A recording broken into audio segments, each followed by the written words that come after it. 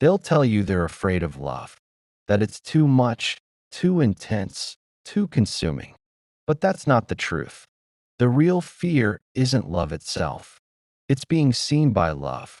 Because to be seen is to be known, and to be known is to be found in all the places they've spent their entire life hiding. The avoidant doesn't fear closeness because they don't want it. They fear closeness because closeness holds a mirror. And in that mirror, they can't control what you'll see. They've built safety in invisibility, comfort in being misunderstood, power in being the mystery no one ever solves. And then you came along, and you didn't just want their attention. You wanted them, not the version they present, but the one they protect. You wanted to touch the spaces they never show, to ask the questions that silence was hiding, to love them in the way no one dared to. Honestly, and that's where it began. The panic, the pullback, the quiet withdrawal that looks like indifference, but is really self-protection dressed as calm. You thought they stopped caring, but they were only trying to disappear before you saw too much. Because you were close, too close. And closeness to them doesn't feel like connection. It feels like exposure. They grew up in a world where being known came with a price, where the moment someone saw too much, they were judged, shamed, or rejected. So they learned to survive by staying unreadable, by turning emotions into puzzles, and affection into distance. That's how they protect their identity, by never being fully in view. And yet, they crave it. The irony is cruel. They long to be seen, while running from sight. They want to be understood, while hiding the very truth that would make that possible. So they hover, half in, half out. They say, I'm fine, when they're drowning. They say, I don't care, when their chest is burning. They say, I need space, when what they need is safety. It's not a lack of love. It's a lack of trust in what love will do once it sees them. Because what if you find out that they're not strong, not collected, not as independent as they pretend to be? What if you see the child underneath? The one who learned early that love disappears when they show weakness? That's the real wound. The avoidant doesn't protect their heart from you. They protect it from the memory of then. So, when they pull away after connection, don't mistake it for rejection. It's remembrance. It's their body saying, this is where love used to hurt. They'll replay moments where someone's closeness became control, where someone's curiosity became criticism, where someone's attention became too heavy to hold. So, when you show up with warmth, their system reads it as danger. And love, the thing they want the most, becomes the trigger that wakes the fear they can't explain. You can't love the avoidant into safety, but you can love them with understanding, not by chasing, but by holding steady, by showing that your love doesn't demand access. It earns it, that your connection doesn't expose them. It invites them, because one day, the fear of being known will lose to the ache of being unseen. And that's when the avoidant begins to soften, when silence turns into small truths, when eye contact starts to linger, when distance doesn't feel so necessary anymore. That's when you'll realize they never hated love. They were just terrified of being recognized by it. They don't test your love to hurt you. They test it to believe it. But their tests aren't loud. They're subtle, almost invisible if you're not paying attention. They'll withdraw after a deep moment. They'll make a joke when things get too honest. They'll start arguments out of nowhere, just to see if you'll stay after the chaos. Because, to them, consistency is proof, not words. You could tell them you love them 1,000 times, but what they're really watching for is whether you vanish when they become hard to love. This is how the avoidance nervous system works. Connection feels good until it feels real. Then it starts to feel dangerous. Their body remembers that safety used to mean distance. That love used to mean unpredictability. That comfort always came right before pain. So, even if they trust you with their mind, their body still braces for loss. They pull away not because you did something wrong, but because being close wakes up every moment they were once abandoned, disappointed, or unseen. You'll notice it in their eyes. That flicker, that split second where they go from present to far away. It's the moment you think they're losing interest, but they're actually losing regulation. Their heart speeds up, their chest tightens, their instincts tell them, hide before it hurts. So they do. They step back. They breathe distance like it's oxygen. They find comfort in being slightly out of reach. Because closeness feels like fire. To be known, to them, means losing control. And control, that's their survival language. They've built a world where independence equals safety, where needing someone is shameful, where being understood equals being owned. So when love enters, it threatens to undo the structure they've built their life around. Because love says, let me in, but their body hears, you're about to lose yourself again. They've been taught that if someone knows too much, they can use it, manipulate it, leave because of it. So they reveal in fragments. They show pieces. They time their truths like ration trust. And every time you get a glimpse, every confession, every tiny moment of honesty, it costs them more than you realize. To you, it's small talk. To them, it's exposure, a risk that maybe this time they'll be seen and still accepted. But they also have a contradiction living inside them. They don't want to be known, but they ache for it. That's the war you feel when you love them. They crave the warmth, they push away. They reach out and retreat in the same breath. You'll feel the pull, then the silence, the openness, then the wall. And every time they do it, they hate themselves a little more for it. Because they know what it feels like to be the reason someone gives up. They know what it feels like to want love and still ruin it. And here's the truth they'll never say out loud. They don't want to hurt you. They want to protect you from the parts of them that still feel unlovable. They want to be known, but they want to control what you know. They want to be close, but they want to decide how close. They want connection, but only if it doesn't risk rejection. It's not manipulation. It's survival. Because deep down, they've tied identity to secrecy. They've mistaken invisibility for power. They've confused self-protection with self-worth.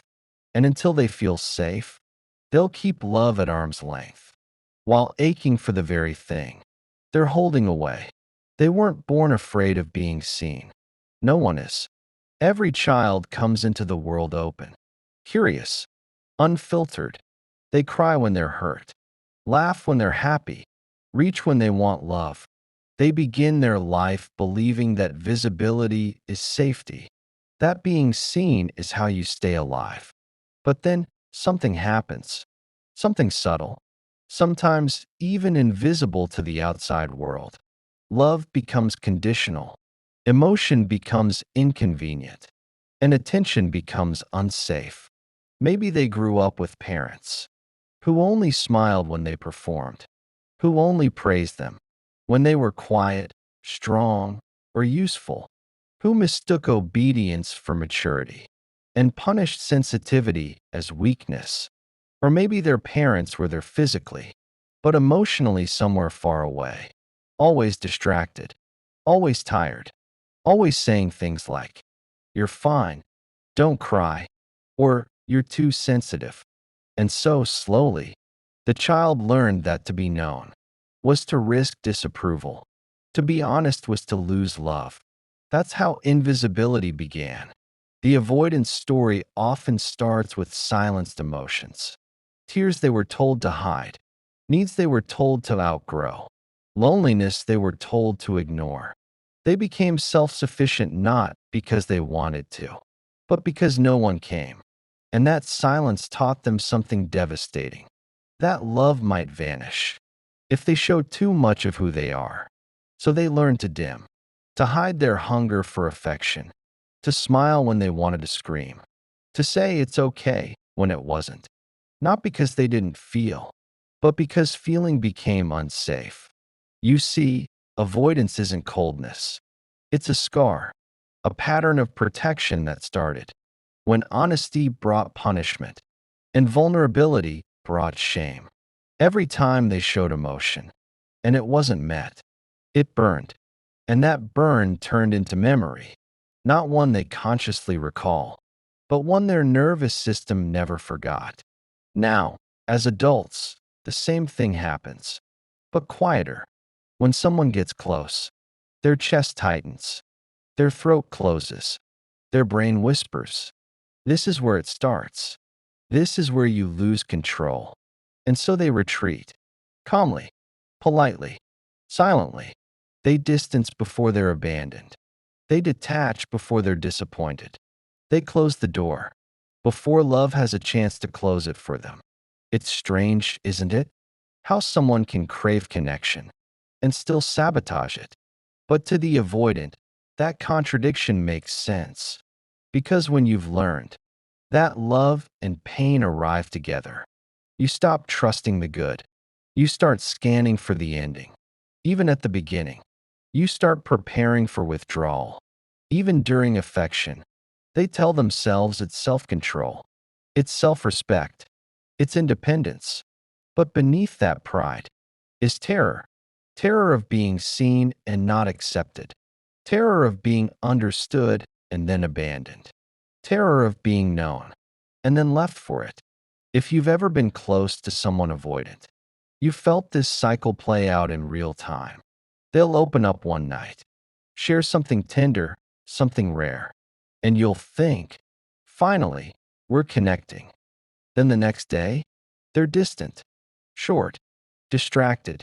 It feels like you imagine the closeness. But what really happened is this. They woke up with a vulnerability hangover. Their nervous system couldn't handle the exposure. And now they're trying to hide the very thing you celebrated. Because to them, intimacy equals instability. Being known equals danger. And so, they self-soothe the only way they know how. Through withdrawal. Think back to their childhood again. Imagine a little boy, maybe 6 or 7, excited to show his parent a drawing. He runs up, smiling, heart wide open, and his parent barely looks up. Says, "Not now, I'm busy." It's just one moment. But for the child, it's a message. Your joy is too much. Your excitement doesn't matter. Your connection isn't wanted. And in that instant, a seed is planted. The next time he feels proud, he hides it. The next time he feels hurt, he swallows it. The next time he feels love, he questions it. By the time he's grown, he's mastered invisibility. He's learned that being small keeps him safe. And when someone, you, tries to see him, to really see him, it feels like danger disguised as kindness. This is why the avoidant's biggest fear isn't love. It's exposure. Because exposure means returning to that small child again. The one who was too much, too emotional, too loud, too needy. It means revisiting the ache of being unseen in the moment they needed it most.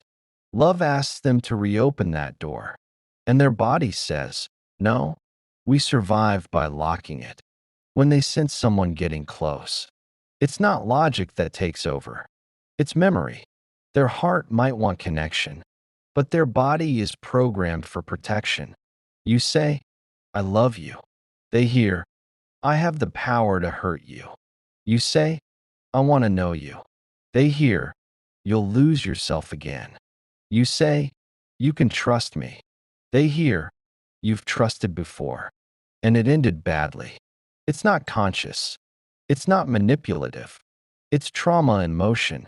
And sometimes, their caregivers didn't even have to be cruel to cause it. Sometimes it's subtle. A parent who's anxious, overbearing, or unpredictable The child never knew what version of love they'd get that day: warmth or withdrawal, affection or silence. So they learned to predict instead of connect, to watch tone, expression, timing, to read people instead of feeling safe with them. By adulthood, they've mastered emotional self containment. They appear calm, grounded, independent, but inside, they're braced for loss. Because no one ever taught them that love could stay. That's what being known threatens. It's not just intimacy, it's uncertainty. The uncertainty of what you'll do with what you see. Will you still stay when they're not perfect? When they're insecure? When they shut down and you can't reach them? Every time you try to see them, their nervous system flashes a memory of the past. Last time you were seen, you were shamed. Last time you were open, you were hurt. Last time you were known, you were left. And so, they build walls that look like boundaries. They wear detachment like armor. They keep conversations surface level. They stay busy, distant, analytical. All because they've confused safety with solitude. If you look closely, you'll notice that most avoidants don't hate intimacy. They hate exposure. They might crave touch, but fear being watched while they need it. They might want support, but panic when they get it. They might long for belonging, but associate it with obligation. Their independence isn't pride, it's protection, because needing nothing means no one can take anything away. And the sad truth? This fear is so deep, they don't even see it for what it is. They tell themselves stories to make it sound like strength. They say, I just value my space. I don't do drama. I'm better alone. But if you listen closely, those are not boundaries. They're coping mechanisms with good marketing. Because deep down, they're exhausted from pretending not to care. They're tired of acting like distance doesn't hurt. They're lonely in a way independence can't fix. They want to be known. They just don't know how to survive it. That's why the avoidance healing begins. The moment they stop running from visibility. When they can sit in a moment of being seen and not flinch. When someone asks, how are you? And they actually tell the truth. When they realize that being known doesn't have to end in rejection. When they finally meet love that feels safe enough to rest in. That's when avoidance starts to loosen its grip. Not all at once, but piece by piece. Through consistency, through gentleness, through proof that this time, love doesn't demand hiding. Because one day, the avoidant will look back and realize they never feared love. They feared the pain of being seen and not chosen. But being known isn't what breaks you. It's what heals you. And sometimes, the bravest thing an avoidant can do is let someone see them and stay. They don't say, I'm testing you. They just do it. Gently, subtly, almost invisibly. Because to the avoidant, trust isn't given. It's proven. Over time, through silence, through absence, through small moments that tell them, this love won't disappear when I pull away. You'll notice it in the little things first. They'll withdraw after a moment of vulnerability. Say something distant after a night of closeness. Suddenly get busy, go quiet, or stop replying for a while. It's not cruelty. It's measurement. They're not asking, do you love me? They're asking, is it safe if I'm seen again? Because every time they open up, it feels like jumping into deep water, without knowing if anyone will pull them out. The avoidance nervous system doesn't trust stillness. They expect chaos, correction, collapse. So, when peace enters, they don't know what to do with it. Safety feels like waiting for something to go wrong. Love feels like a trick. Consistency feels suspicious. They'll test it to be sure. And their tests? They're not meant to push you away. They're meant to protect them from disappointment. They'll say something cold and wait to see if you warm them anyway. They'll go quiet and wait to see if you reach for them gently or demand an answer. They'll give you just enough to stay, but never enough to risk being fully known. This is how the avoidant learns safety, not through reassurance, but through observation. They're watching if your tone changes, when they pull back, if your love stays stable, when they can't reciprocate, if you make space without taking offense. Every reaction becomes data, and slowly, very slowly, they begin to update their internal map. Maybe not everyone leaves. Maybe I can show a little more. Maybe love doesn't mean exposure. Maybe it can mean shelter. Healing, for the avoidant, doesn't look like tears and confessions. It looks like subtle surrender. It's them saying, I had a hard day, instead of pretending they're fine. It's them letting you see the mess, the undone bed, the unfiltered thoughts, the small mistakes they usually hide. It's them staying during a conversation that makes them uncomfortable.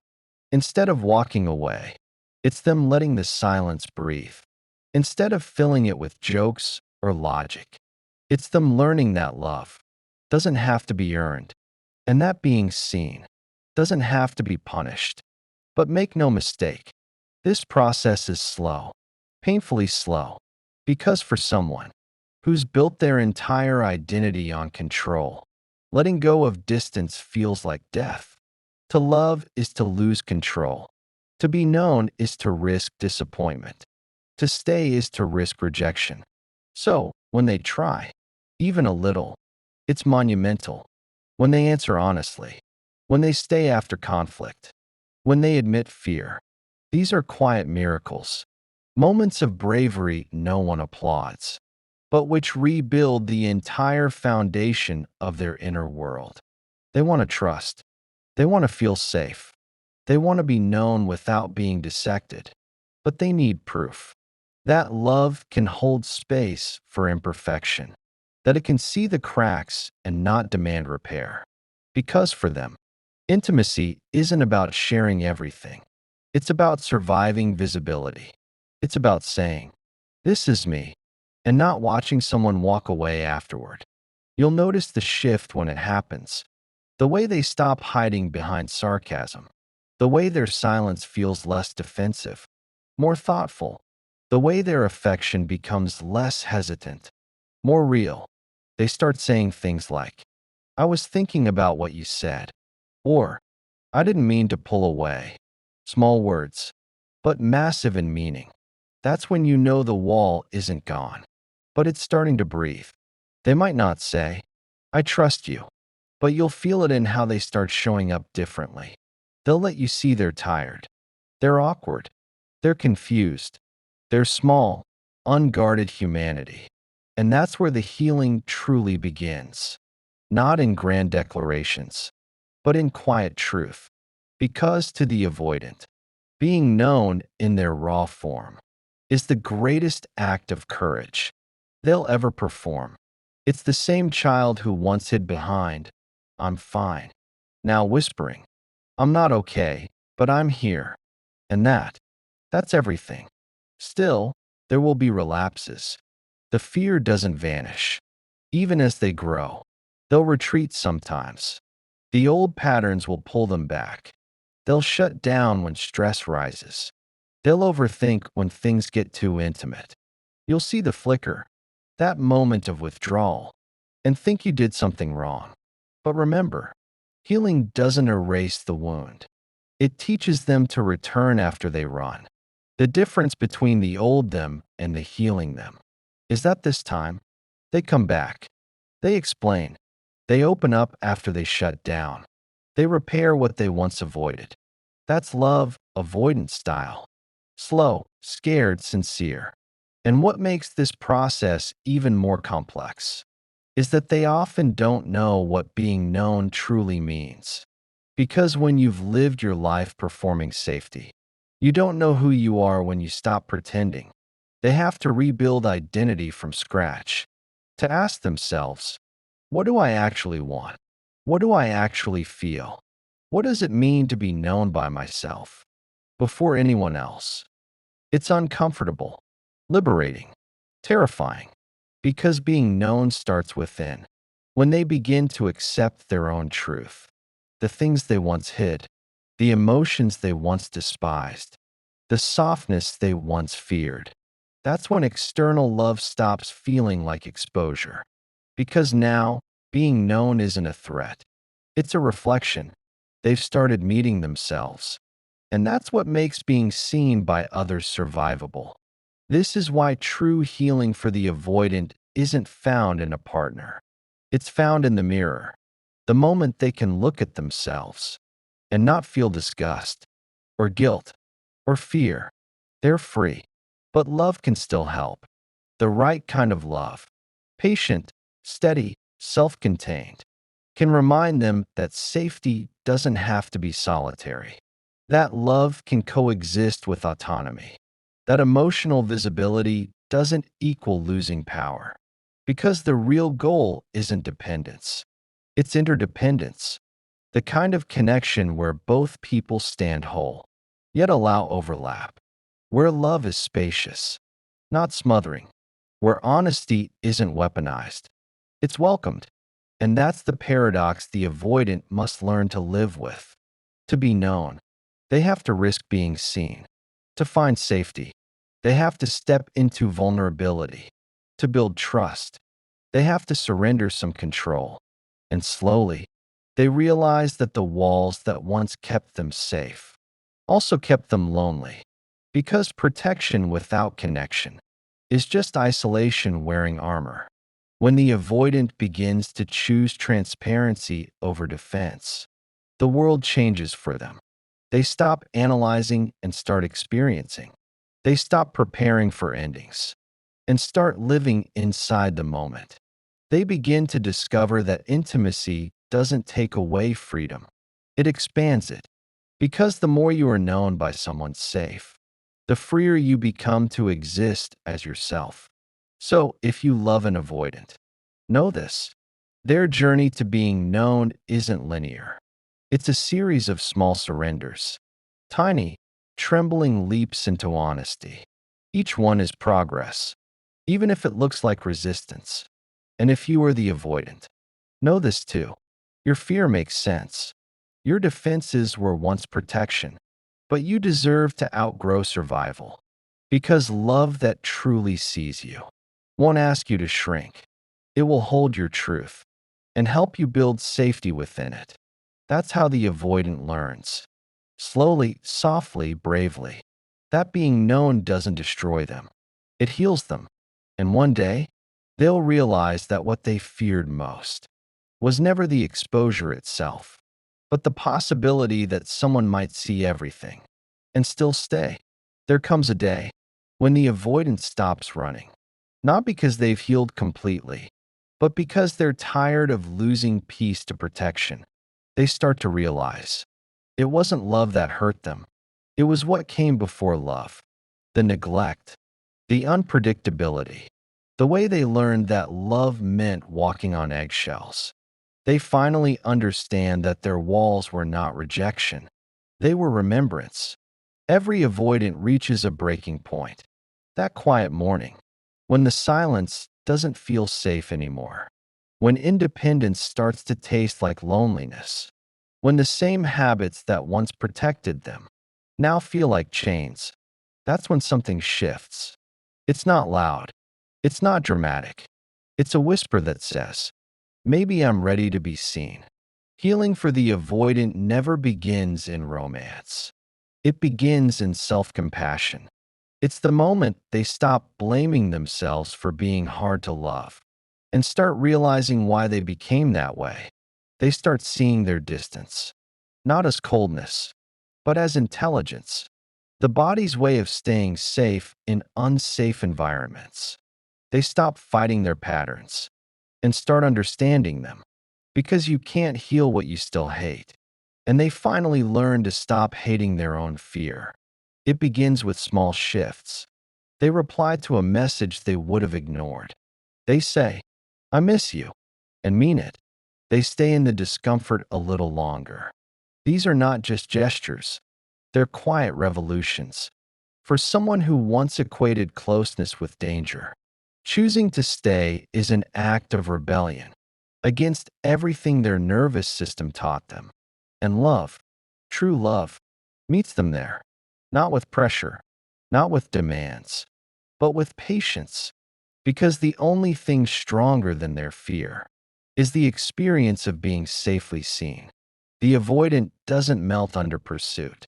They soften under consistency. They heal when they feel free and wanted, not cornered. It's the gentle truth that love isn't a trap. It's a mirror. When they begin to trust that truth, they start to show up differently. They stop pretending they don't care. They start saying things like, I don't know how to do this. Instead of disappearing, they allow their voice to tremble in front of someone. They allow their truth to sound messy. That's how they start to become known, not in perfection, but in presence. They realize being known isn't exposure. It's connection. It's not being seen through. It's being seen with. It's the feeling of someone sitting beside them in silence, not trying to fix, not trying to decode, just being there. Because being known is not about explaining yourself. It's about being felt. And that's what the avoidant truly longed for all along. Not to be understood, but to be felt, without being forced. Still, the transformation isn't about becoming unafraid. It's about learning to live with fear and love anyway. They still flinch sometimes, still pull back, still crave distance when things get too close. But now they return. They apologize. They explain. They begin to trust that love can survive imperfection, that someone can see their pauses, their withdrawals, their contradictions, and still stay. That's when the healing becomes real. When they can say, I need a moment, without shame. When they can be seen in confusion, without pretending to have it all together. They learn that being known isn't losing privacy. It's gaining safety in exposure. And once that happens, they no longer run from love. They start walking toward it, slowly, deliberately, honestly. Because here's the quiet truth. Avoidants don't fear love. They fear the death of the false self that love exposes. Love dismantles the image they built. The capable one, the untouchable one, the self-sufficient one. And underneath all that, there's a child who never got to feel safe enough to be small. When they start letting that child exist again, that's when everything changes. They begin to realize that being known was never the danger. It was the medicine, that the person they feared showing was never unlovable, just unseen, and that the heart they spent years protecting was always waiting to be held, not hidden. That's the real secret behind the avoidance fear. They don't want to be known by everyone. They want to be known by someone safe enough to stay. So if you've loved an avoidant, if you've watched them pull away, just when things got close, understand this. They weren't rejecting you. They were running from a mirror that felt too bright. You touched something sacred, the part of them they'd hidden even from themselves. And that's why they disappeared. Not because they didn't feel something, but because they did. And it scared them. But if they're healing, if they've started to see their own patterns, if they're brave enough to stop pretending, you'll notice the shift.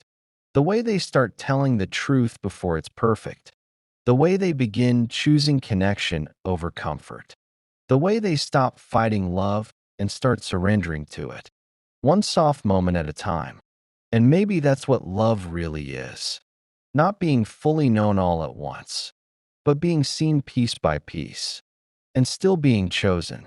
The avoidant doesn't need someone to break down their walls. They need someone who understands why those walls exist. Because when love becomes a place of curiosity instead of correction, walls don't have to fall. They dissolve. And for the avoidant, that's what safety finally feels like. Not the absence of fear, but the presence of understanding. The ability to be flawed, in process, unfinished, and still belong. That's when they stop performing love and start living it. So, if you're listening to this and you recognize yourself, the one who hides, the one who retreats when things get too close, this is your gentle reminder. You don't have to earn safety. You just have to allow it. You don't have to fix your fear to deserve love. You just have to show up. Slowly, honestly, as you are. Because being known isn't about losing yourself. It's about finally meeting the parts of you that wanted to be found. If this spoke to you, if you saw yourself or someone you love in these words, pause for a moment before you scroll. Take a deep breath. And remember, you're not too complicated to be understood. You're just learning to be known safely. Share this with someone who needs that reminder. And if you're healing, stay close. We walk this road together.